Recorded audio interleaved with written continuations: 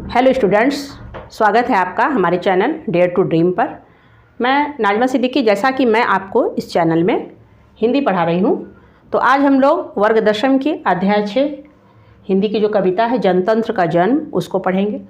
तो जनतंत्र का जन्म के बारे में हम आपको बताएंगे, लेकिन उससे पहले हम इसके जो कवि हैं रामधारी सिंह दिनकर, उनकी जीवनी पर ध्यान देते हैं कि रामधारी सिंह दिनकर को हिंदी साहित्य में राष्ट्रकवि का सम्मान मिला है। राष्ट्रकवि दिनकर के अलावा मैथिल शरण गुप्त को भी हिंदी साहित्य में राष्ट्रकवि के नाम से जाना जाता है। तो आज हम लोग रामधारी सिंह दिनकर के बारे में जानेंगे कि इनका जन्म जो है 23 सितंबर 1908 ईस्वी को बिहार के बेगूसराय जिला के सिमरिया गांव में हुआ था और इनकी मृत्यु जो है वो 24 अप्रैल 1974 ईस्वी को हुई थी। दिनकर जो थे एक कवि थे, राष्ट्रकवि, जैसा कि हमने अभी आपको बताया, ये राष्ट्रकवि यानी कवि भी थे और गद्यकार थे। इसके अलावा ये सांसद और उपकुलपति तथा बिहार विश्वविद्यालय में हिंदी के प्रोफेसर भी रह चुके थे। तो एक व्यक्ति अपने जीवन में कितने सारे पदों को जो है ये धारण किए हुए थे। कवि थे, गद्यकार थे, ये राज्यसभा के सांसद थे, भागलपुर जो है TMU जिसको कहते हैं तिलका मांझी, हाँ, विश्वविद्यालय के ये उपकुलपति थे और साथ ही साथ ये बिहार विश्वविद्यालय में हिंदी के प्रोफेसर भी रह चुके थे। दिनकर ने अपने जीवन में सैकड़ों रचनाएं लिखी। उनकी रचनाओं पर अगर हम ध्यान देते हैं तो उर्वशी, रेणुका, हुंकार, कुरुक्षेत्र इत्यादि इनकी प्रमुख रचनाओं में गिना जाता है।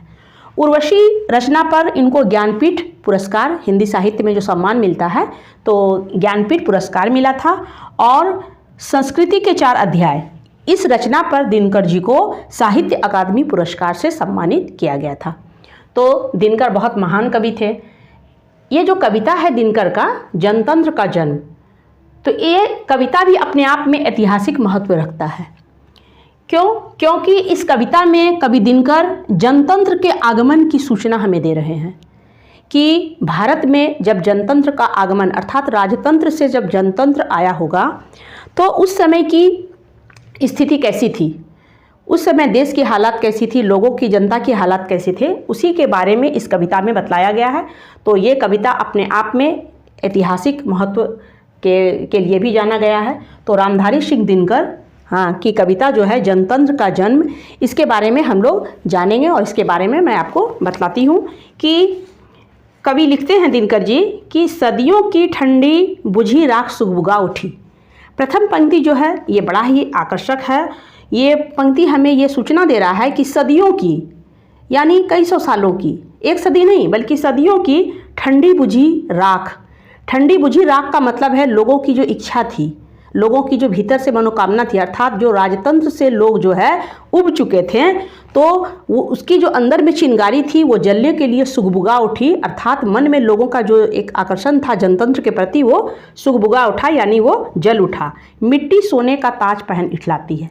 कवि कहते हैं कि भारत एक कृषि प्रधान देश है और यहाँ की जनता जो है वो अधिकतर किसान है। तो अगर जनतंत्र आता है तो यहाँ की जो मिट्टी है वो क्या करेगी, तो मिट्टी यानी किसान का जो है उर्वरा मिट्टी, उपजाऊ मिट्टी, वो सोने का ताज पहनकर अपने रूप पर इठलाएगी कि आज जो है जनता का शासन आ गया है या आने वाला है।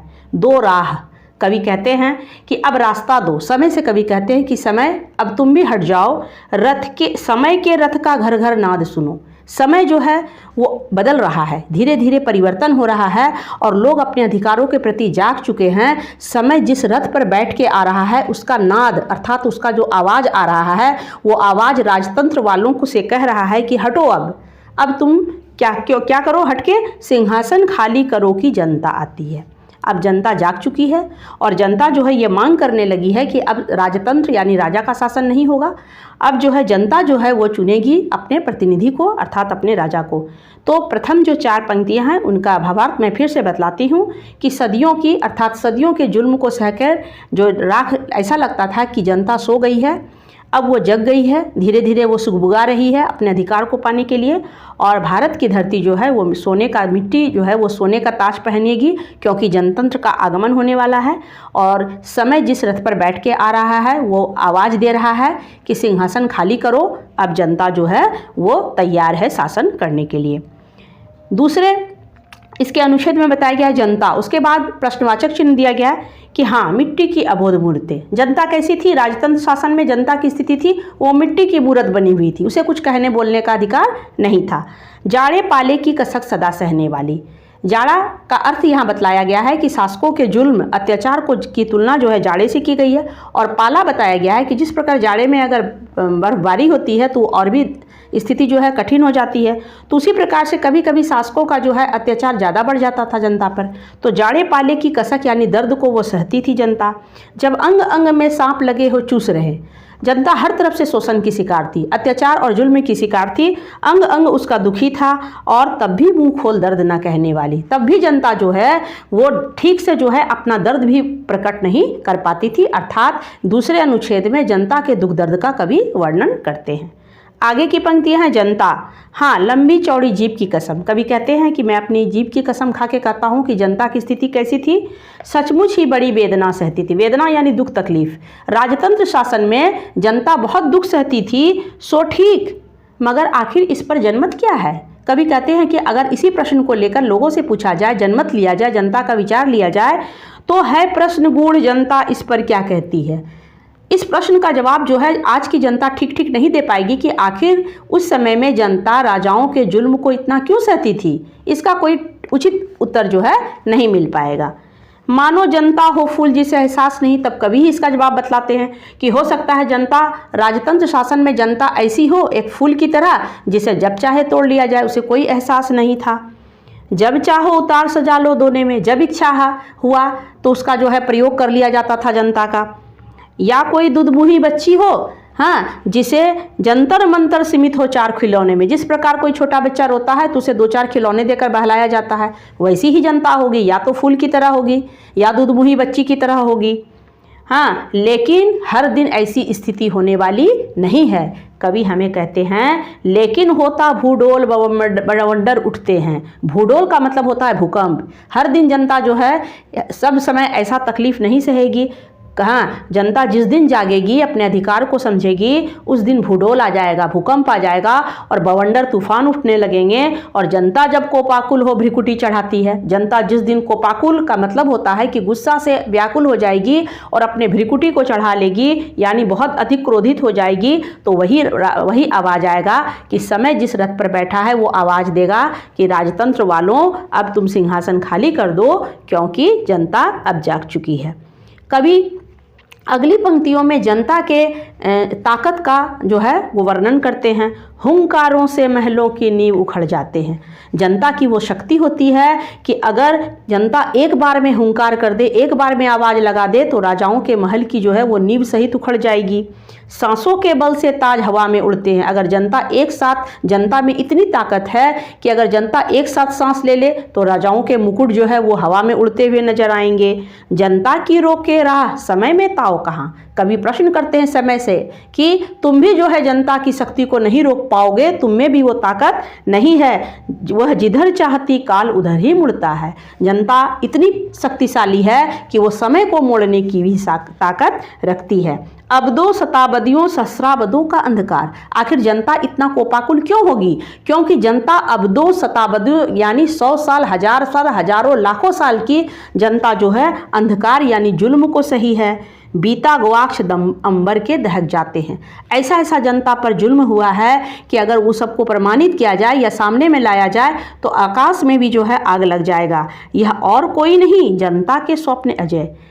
जनता एक दिन स्वप्न जरूर देखी होगी कि किसी न किसी दिन जो है भारतवर्ष में भी जनतंत्र आएगा।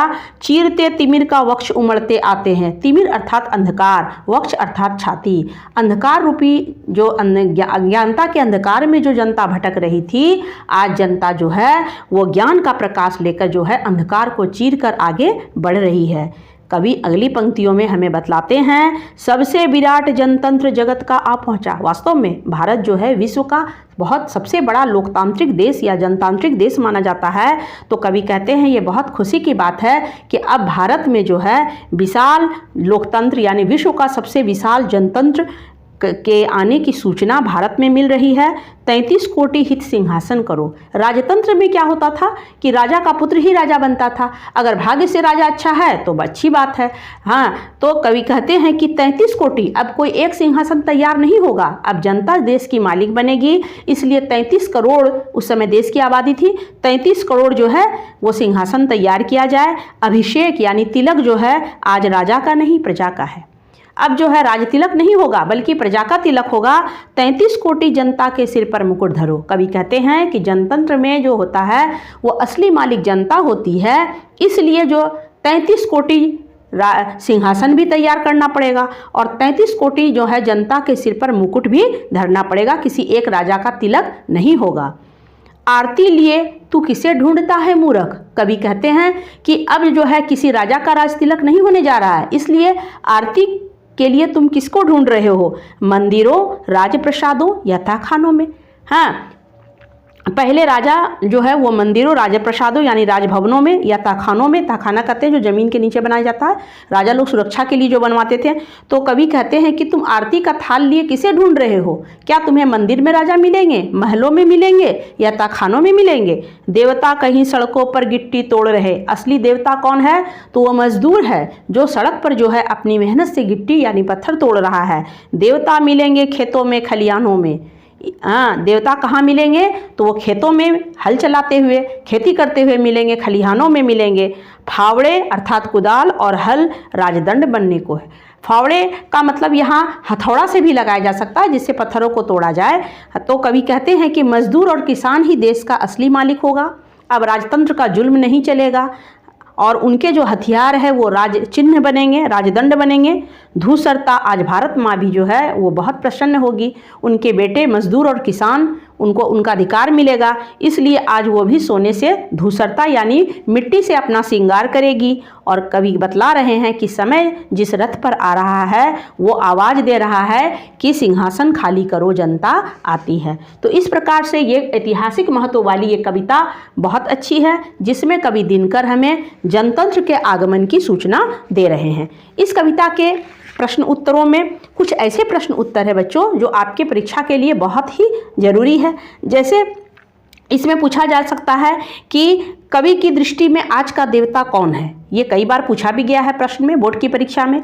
तो आप और वे कहाँ मिलेंगे, तो इस कविता के आधार पर ही आप इसका जवाब लिखिएगा कि कवि की दृष्टि में आज के देवता किसान और मजदूर हैं। किसान खेत खलिहानों में हल चलाते हुए, खेती करते हुए मिलेंगे और मजदूर सड़कों पर पत्थर तोड़ते हुए हमें मिलेंगे। और कविता का मूल भाव क्या है, ये भी प्रश्न जो है महत्वपूर्ण है।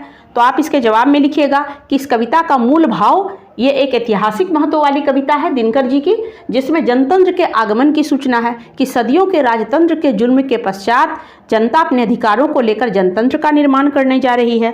तो कविता का मूल भाव यही है कि जनतंत्र आ रहा है और उस समय का दृश्य कैसा है, यही कवि दिनकर अपनी कविता में बतलाते हैं। एक प्रश्न है कि कवि किसको दूधमुही बच्ची या फूल, जनता को फूल या दूधमुही बच्ची क्यों कहता है। तो इसका जवाब लिखिएगा कि जिस प्रकार फूल को कभी भी तोड़ा जा सकता है, कुछ भी उपयोग किया जा सकता है, और दूधमुही बच्ची को रोने पर 2-4 खिलौनों में फुसलाया जा सकता है, तो राजतंत्र शासन में जनता की स्थिति इसी प्रकार की थी। या तो वो कोई फूल थी जिसे अपना कोई एहसास नहीं था, या फिर जनता क्या थी, तो दूधमुही बच्ची की तरह थी। इस प्रकार से ये कविता जो है दिनकर जी की जनतंत्र का जन्म, ये कविता में आपको वस्तुनिष्ठ प्रश्न के लिए दिनकर का जन्म मृत्यु याद रखना है और उनका जन्म स्थान कहाँ था, दिनकर किन किन पदों पर थे यानी क्या क्या कार्य कर चुके थे, और दिनकर को कौन कौन सा सम्मान मिला था।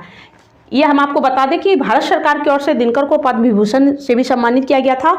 इसके अतिरिक्त साहित्य अकादमी पुरस्कार और ज्ञानपीठ पुरस्कार भी उन्हें मिला था अपनी उनकी रचनाओं पर। सांसद थे, उपकुलपति थे, इसके अलावा प्रोफेसर भी रह चुके थे और कवि और गद्यकार भी के नाम से भी दिनकर जाने जाते हैं।